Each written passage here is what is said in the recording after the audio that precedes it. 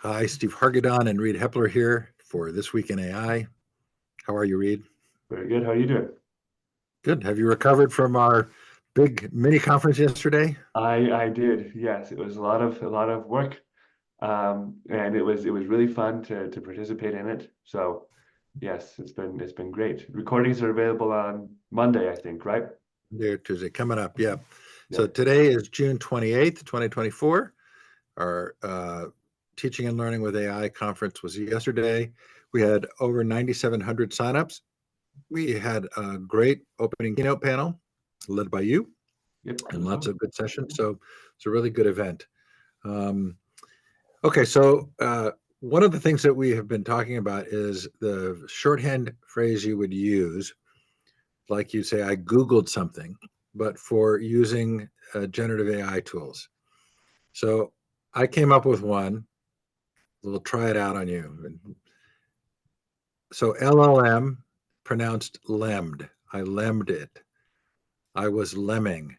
I was Kind of like a lemming. looking. You were in a I lemming. was. I lemmed the answer. I was lemming with ChatGPT. Uh, Let us know what you think of that. And then for producing an image, I genned it. Yeah. So, or no, that wasn't it. I diffed it, Yes. right? I was Yes. diffing Exactly. for producing images, diffed. Yeah, what was genned? So Was Gen was my thing that I was going to do for like everything. I genned it. But I think that lemming is good because it talks about the fact that it's an LLM. But Gen, I also think we there's a lot of Gen abbreviations, and so Lem is more specific to AI. It is more memorable. But I use Gen. I think you were talking about actually using Gen for something else.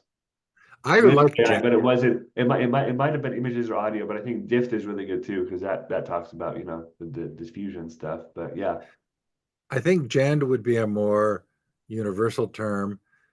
Lemmed and diffed would probably be for the more technical people who would understand the background of them. uh-huh. But anyway, let us know if you watch this, if you feel strongly about any of those terms. Okay, Reed, so let's jump into the weekly news. Do you want to start with the record companies? Yes. So one of the biggest things for me, at least, because I'm a big music fan and I make music, is that record companies are suing Udio and Suno, and those are well, not music companies, but they're companies that have made music AI generators, and they have been accused of ripping off the copyrighted works, obviously, of uh, creators and the publishers, and so the labels are suing them for, quote, the most outrageous forms of copyright violation. And so it all depends really on if you view using and training AI models on copyrighted materials as fair use. Because I tried to put in copyrighted lyrics, and I did put in copyrighted lyrics, um, just for a learning experience, and it came up with something, but it was nothing like what it was going to what the original song was. And also, it specifically forbade you from like saying, "I want to sound like Taylor Swift" or "I want to sound like Justin Timberlake" or something like that. So anyway, but they're still being sued by a lot of record companies. It's kind of a big deal. We'll see how that goes. I know that art and text have both been upheld by court as being fair use and or that it's not violating copyright, especially because a lot of people who have open materials or who have things they put up for free on the website on websites and stuff, they don't register it for copyright protection. So that's kind of saying, yes, you can use my work a little bit in training because it's freely available. The courts have said that. So we'll see what they say about music audio, but that's what they're saying about other things. I would imagine that they're going to rule it as fair use. But I also know that the record companies have a lot of more pull than text creators and book writers and artists and stuff. Record companies, for some reason, have a lot of influence. So that's I kind of have a vibe of the ride sharing thing, right? Which is you're a taxi company, you have a whole model, a business model for how you take people from one place to another for pay. And uh, all of a sudden, ride sharing comes along, and there's an enormous fight, uh, just for the business. Yeah. meaning the revenues and all of the careers and everything. And so, and maybe another parallel might be when you used to, have to get a horse and cart and bring ice to people's businesses, and then all of a sudden you had a refrigerator. Yeah. It seems like the generation. So if we had a story last week or the week before about Uh, the influencer and the Miss World, the AI Miss World, where they oh created yes, the characters, pageant. and Yes. right. So if you start following AI generated characters, if you start listening to AI generated music, if you start watching movies and films and TV that are AI generated, this is a huge battle, right? And Yes. not just in terms of artistic expression and protection, but also just revenue. So Yes. it feels like this is a big deal. And my guess is they won't go down without a fight. Have you actually listened to anything that was AI generated where you said, oh, I would listen to this in place of listening to some other kind of music? I wouldn't say that, but that's because mostly it's done for novelty right now. But I did remember, in fact, I can put a link to it in the chat for you to listen to. Um, someone made a Broadway musical snippet based off of the Frank Herbert novel Dune, and so it was kind of crazy. Like a Broadway, it was really, really good. But like I don't think I would ever actually be that committed to something like that. But there is, again, people will be committed to that. There are evidently people who spend hours and hours making and listening to these things. So um, it'll be interesting to see what happens with that and how our culture changes, I would imagine. So, I'm thinking of an artist, a band that I really loved, the Wayne Johnson Trio, and they only released a couple of albums. And like one of my favorite albums in the whole world is an album they released called Grasshopper, but they didn't produce that much music. If I could feed that in and get new creations of the same kind of music doing what that music did for me, I would do it. I would absolutely do it. I guess we'll see. yeah, So that kind of leads us to the next story, which is yes. the Toys R Us video, which got a lot of nitpicky responses from people who were upset with kind of some of the visual elements not being perfect and the like. But I watched it and thought, this is proving to me that you could actually create a storyline completely from AI. Yes. hmm Well, and it's interesting because it's the same company by the music record companies. They created a video one, they created um, an audio thing, and the fact that Toys R Us, well, first of all, Toys R Us is it's kind of interesting because in some ways it's a defunct company, in other ways it's a completely not defunct company. I think they still exist online, correct? But they're still culturally relevant, and they made something with Suno, and a lot of companies are making things with AI. And that's kind of an endorsement, I think. I don't think it's going to be a massive thing. I'm a little worried because a lot of big companies are making stuff and doing stuff that it's going to become something associated with, you know, um, kind of the higher classes of society, and they're gonna use it to, you know, remove the creative abilities or something like that, or diminish the efficacy of the abilities of people who don't have all the money. But as long as we keep going, kind of doing our grassroots movement of using it for free and the affordable cases to create stuff, I don't think that's going to be a problem. But it is interesting that Toys R Us made an advertising video with Suno, released it online, released it other places, and it's having a big impact. So it's just one more emphasis to me, or evidence, excuse me, that AI is not going away in any of its forms. Even with video, it's impressive because that means if Toys R Us is making it, it's going to be available to the public soon, I would imagine. And so, yeah, it'll be intriguing. So, what's the difference between a science fiction movie that uses a lot of CGI and special effects, or a television show which is a cartoon and AI generated imagery and storyline? I kind of feel like this opens up an enormous opportunity for creative people to do what would have been really hard to do previously, where it required a lot of capital, that within some few number of years, someone with a great story and a really interesting idea, it's going to be able to produce a pretty compelling short film. Yes. Yeah. Well, and um, it's going to be more commonplace, I would imagine. I think kind of like how a lot of people are being trained to use text and image generators, mostly text to be fair. But eventually, we're going to have a lot of people trained to create videos. I think it's going to be a more common skill than you might think it's going to be, especially if it's text based. So. Wow. Okay. We're gonna Um, all sorts of creativity things and all sorts of educational things, training things. I think we're gonna see a lot more. I think we're going to see a flooded marketplace, and you're gonna have. I mean, obviously, there's gonna be high quality, poor quality, but I think a lot more people are gonna be able to create videos, and there's gonna be that class distinction of, oh, I made it without AI, and you made it with AI and stuff. But I think that will go away eventually. I mean, a lot of artists who used to be against AI are now kind of a more on a moderate stance. So anyway, speaking of that, the OpenAI is using AI to train people to train AI. So it's yes, interesting to this story see was the really intersection of that. interesting to me because it's something called, oh, sorry, Reed. No, I I think there was was a good. lag in the. Yeah. Okay, so it's called reinforcement learning with human feedback.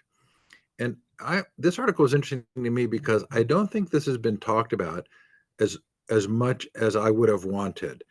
Right. So I experienced a lot of what I would have said was politically correct filtering on interacting with ChatGPT.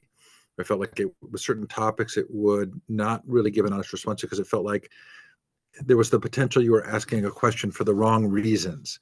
So if I was investigating something that I didn't necessarily agree with, but I was interested in why someone would think X, Y, or Z, or a different position, it kind of warned me off in the same way that YouTube warns you off of topics by putting a big note Yeah. at the bottom, or Uh-huh. or Wikipedia. So I thought this was interesting because it's an outward sort of admission of the degree to which this takes place, right? And I'm going to read from this Wired article.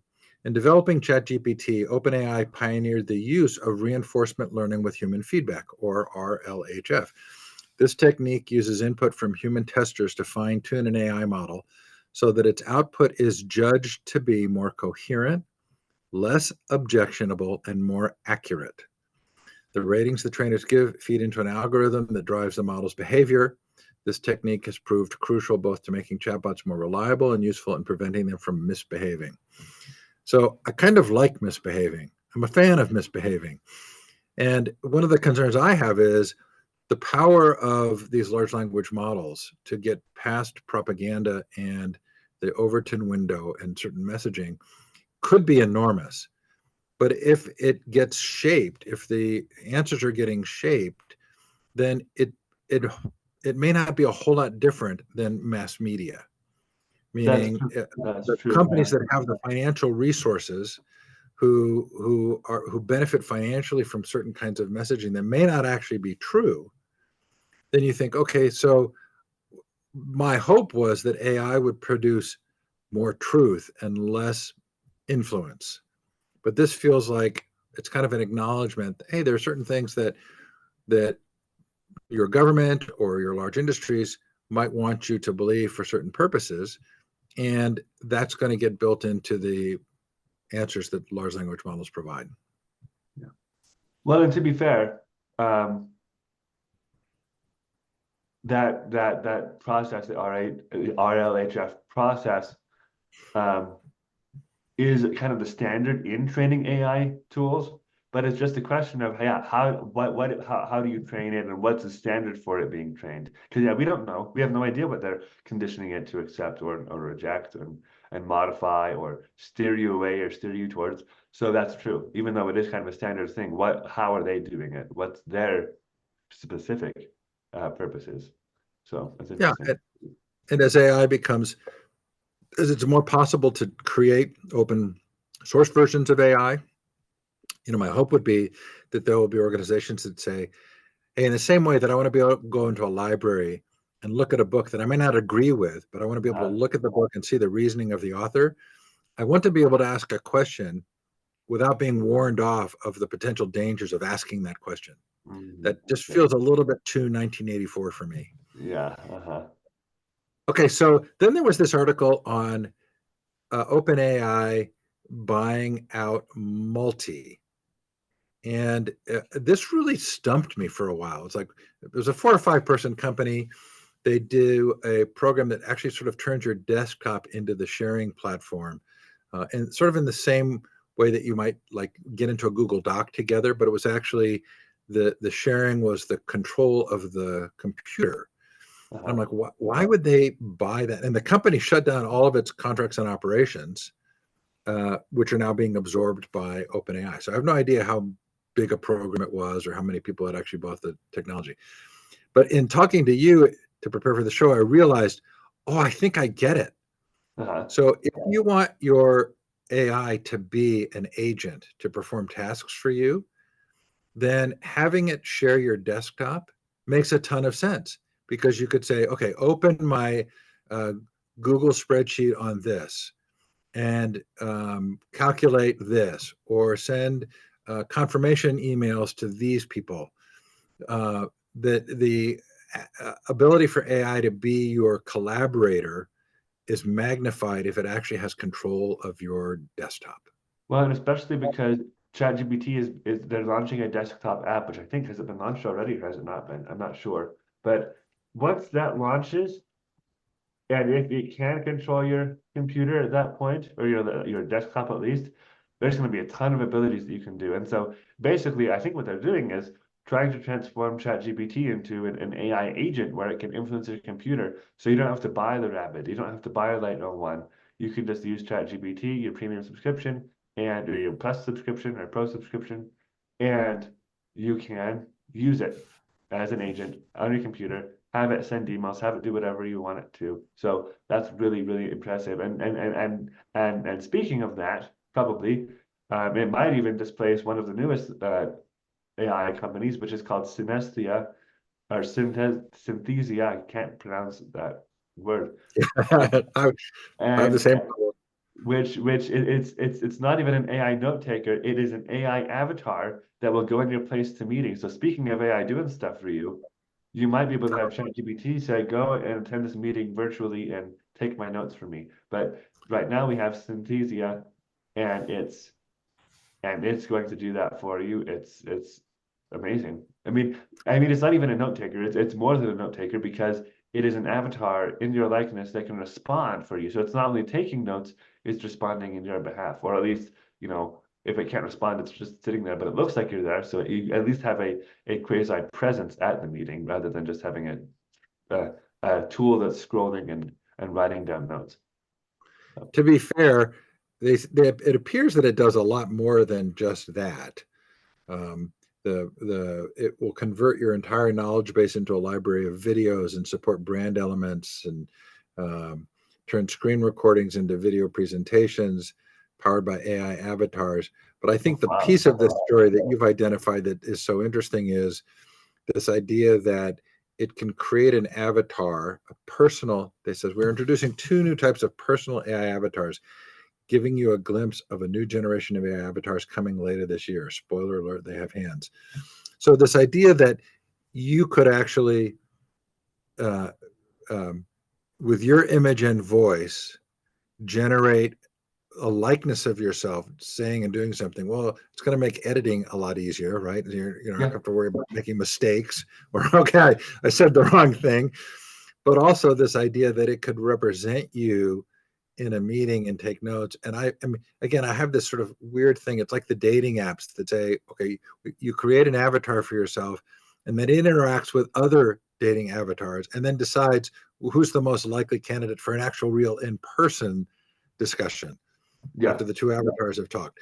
This Uh-huh. is just weird. And it does remind me of that Bruce Willis film, Surrogates, Uh-huh. where everybody's just sort of in a room and their embodied AI is out in the world interacting with each other. The sort of perfectly formed AI body is out interacting with people in the real world, and you're just this sort of sloppy mess in a an isolated room, not actually out experiencing life, but your avatar is. Uh-huh. maybe a little too close for comfort. It's interesting how many science fiction things are becoming reality, right?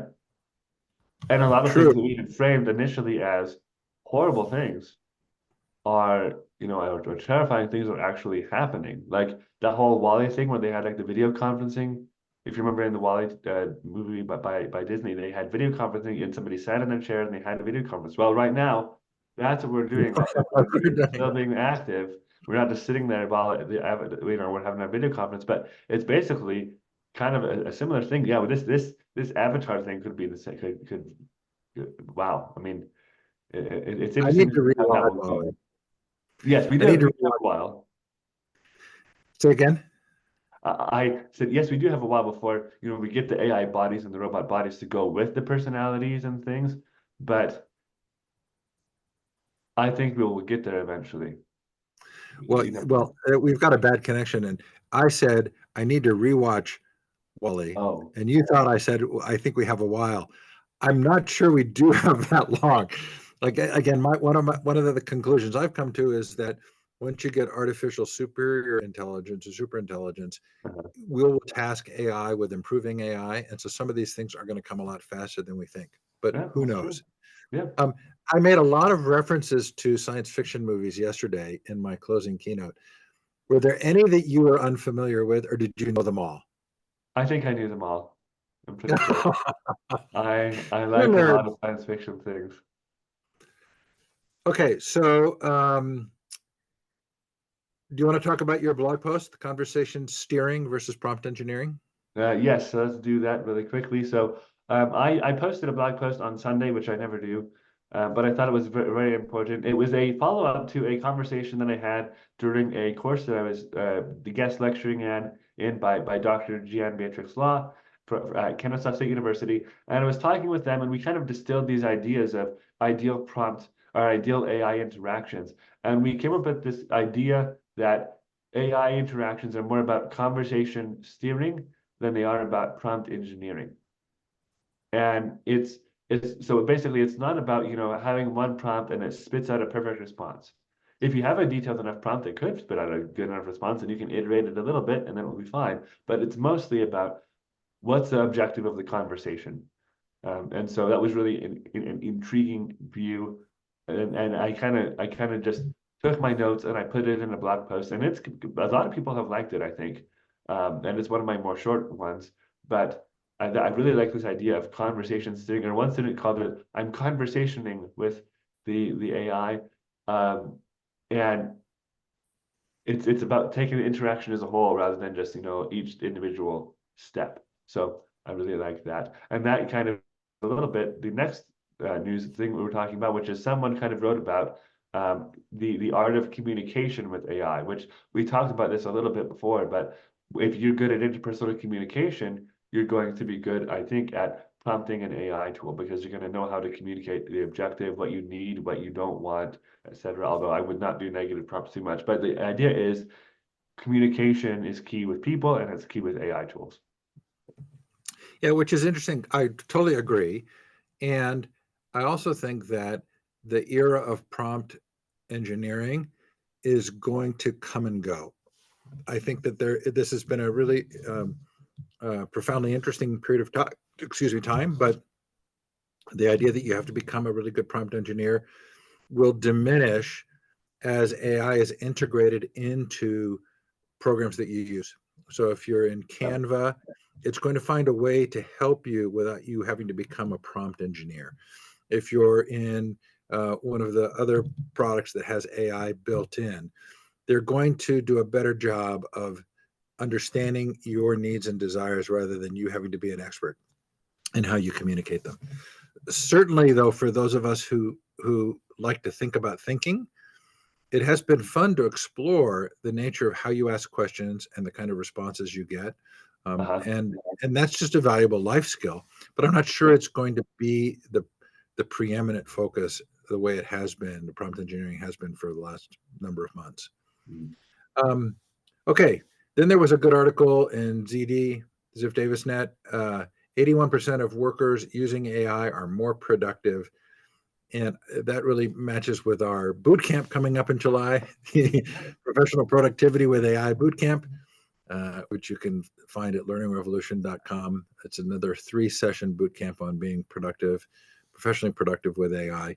I think the piece of that article that interested me the most was not only of the 10,000 people that they surveyed, not only is there a feeling that there's more productivity, it's across management and workers, and there's more enjoyment of the job.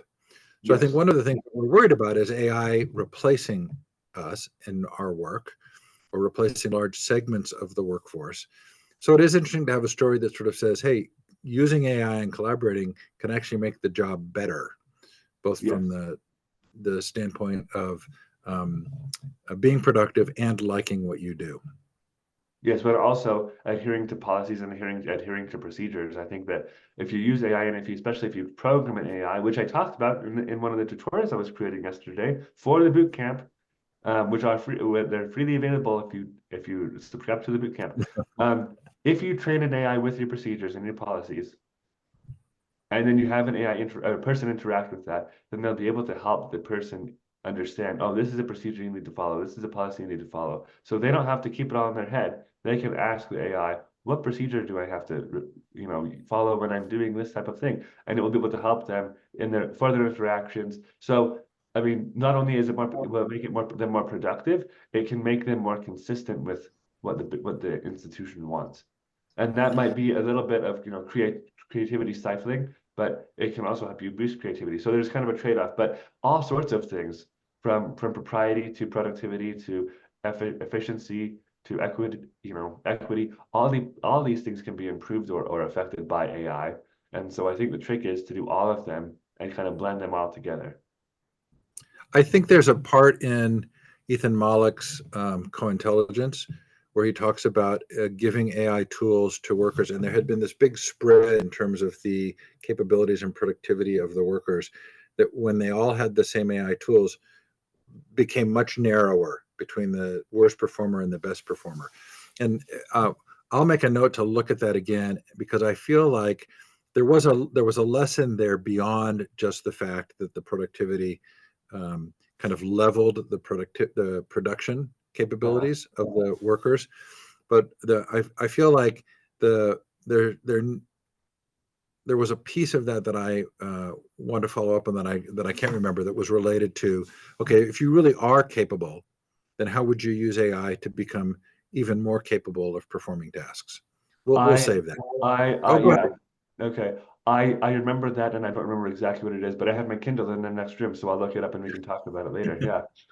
Okay, let's do our deep dive. Okay. Yeah. Okay, this So, is something that really occurred to me this week that I was seriously interested in. So I have a dog, and my dog plays in an area where there's sometimes deer and uh, raccoons and possums. And my dog was having a little bit of dog diarrhea. And so I took a stool sample down to the animal hospital. And while I'm waiting for the results, I queried ChatGPT and said, "Hey, I'm concerned about my dog, and is it possible for the dog to get something from the wild animal's feces that could then be transmitted to me?" And OpenAI gave a great detailed response. And I thought, okay, this is really interesting because previously I might have gone to Google and uh-huh. I might have done a search on that, and it would have produced a listing of websites or YouTube video creators who had talked about dogs and outside use and the like. And I would have gone to an expert, would have gone to the website of someone who was an expert, and I would have become familiar with their work, maybe possibly their commercial output, like books or videos, or click on a video and watch the video and gotten them some monetization from that. But in this case, I didn't go any further than ChatGPT. And I thought, is this going to be the death of expertise? Right? What would be the motivation for producing material on a topic in depth if you were an expert in dogs? Uh-huh. If you knew that ChatGPT was going to absorb that material in a way that a human couldn't, and just give you good answers back. This goes into the conversations that we've had before about the differences between an AI having access to materials with no memory loss versus a human being. I can go into a library, I can read 10 books, I can then write an essay, and I haven't violated anybody's um, kind of intellectual property rights, right? That we have an Yeah, acceptance that yeah, I'm reading to get background and information, and I'm producing some original material. If I were to copy directly the words or ideas from someone else, I'd be violating. But the absorbing of information to then produce something unique, we feel very comfortable with. But does that change when the absorber is capable of remembering everything and then producing every output that is wanted without ever referencing back to the original source material? And even if there's a yeah. footnote, so they're putting little footnotes in. I'm not going to click on that footnote and go to the site. But if I'm the guy who writes about dogs, I'm going to feel like, hey, this is the death of my expertise. Uh-huh. Well, especially because it doesn't have to be you. It's not just your content, it's aggregating all types of expertise content. So you're not the expert. You're one of the experts that it's amalgamating information from. You're just kind of feeding the model. Exactly. You're just feeding it along with everybody else. So automatically, your expertise is lessened because it's not necessarily lessened, but it's made less lucrative because it's being combined with all the other perspectives, and then it's being spat out by an AI tool. So yeah, that's Yeah. really interesting. I don't think, and this is the difference. And actually, I'm changing my mind as I'm saying this, but I didn't think that it would be that important, like for in-person things like your vet. Like no matter what the AI tool says, the AI can't right now administer any medicines or make prescriptions for your dog, but the vet can. But in the future, who knows? The vet could have this dispensary, an AI dispensary, and you can put in the symptoms, you can put in all this stuff, and then it can just dispense whatever medicine or tell you what to do, and no human interaction is needed. Sometime, who knows if that will happen? But the content expert definitely, especially in digital interactions, you don't really need it that much. I mean, I've basically created an instructional design assistant, custom GPT, and a lot of times now, and I've kind of regretted it a little bit, but it's doing my job for me. A lot of people are using that chat GPT tool rather than going to experts. They're like, I need to create a training on this, and it says, here's what you should do. And yeah, content experts are out the window, especially for generalized knowledge.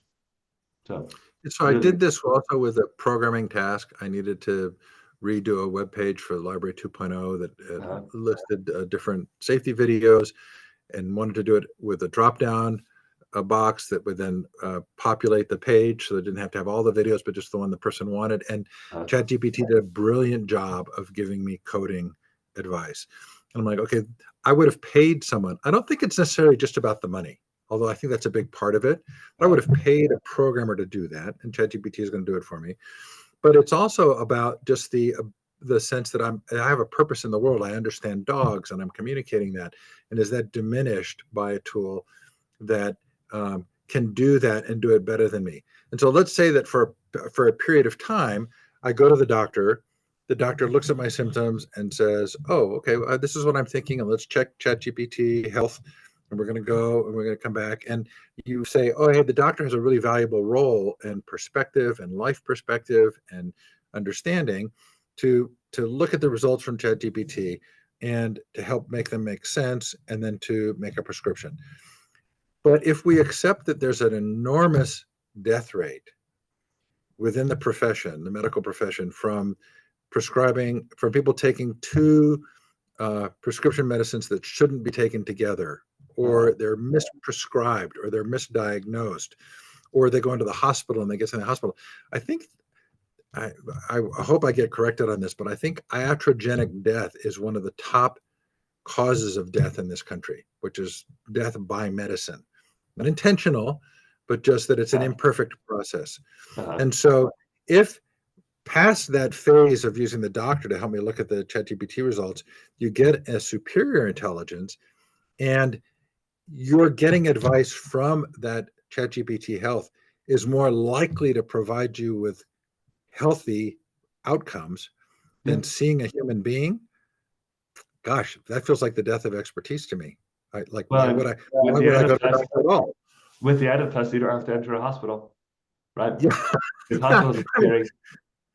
again, again, people, I vacillate from day to day of thinking, AI is human level changing huge to, Mhm. oh, it's just another technology. This Yeah, puts me that's in true. the category of, no, this is huge. This is civilization changing technology, especially as AI gets more rational and capable of reason. Mhm. And then we still get to that same issue of, the history of the world is a history of power and control. So who controls the AI will control the outcome, and there will be an enormous incentive to be in control of the AI. And Mhm. will it actually be as objective as I'm hoping it will be, or as I want it to be, when there are both commercial and political and other interests that will want to maintain their profitability or their role of in power and control? Well, and here's the question. Here's the one question, at least from my mind, and you can have a question of your own that I want to talk about on the futureofai.org forum discussion thing.